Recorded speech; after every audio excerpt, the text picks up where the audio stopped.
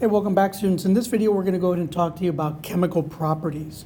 Now, chemical properties are going to be those properties that do the following. Chemical properties, when we observe them, are going to help us understand how a substance reacts with something else. So what chemical properties do is that they help indicate how a substance reacts with something else. Okay, just write that there. Let's rewrite that word there, like that. Okay. The other thing about a chemical property is that when you look at the property, when you're actually exploring these properties, what you observe is that the matter, in this particular example of observing, trying to determine its property, the matter is going to undergo a change. So the matter will be changed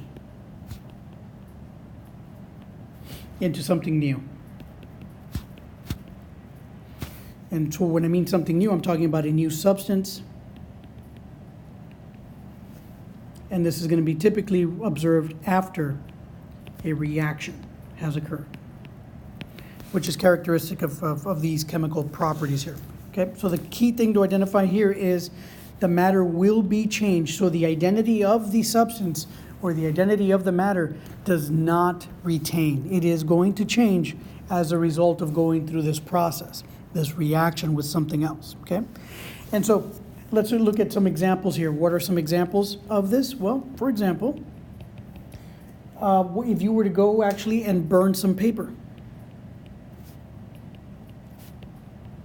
Okay, what typically happens here is you usually start off with some paper, okay, and then eventually when this goes and it gets some heat is applied through the flame, what winds up happening is that you have a bunch of something else, and we call this ash. It starts off as paper, but it doesn't end up as paper. It actually ends up as ash, and because of that, the identity of the substance is actually gone. Anything that actually reacts, for example, reacting with acid,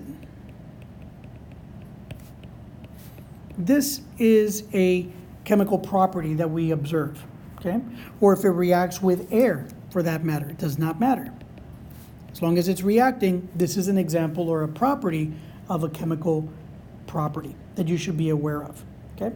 And so there's a lot of stuff that's going on here, but the main thing to keep in mind is when we're talking about chemical properties, we are going to see that the substance in question is reacting with something else, and so it reacts with something else in terms of a reaction, and when it actually does engage in that reaction, the identity of the substance that you're investigating is going to change, right?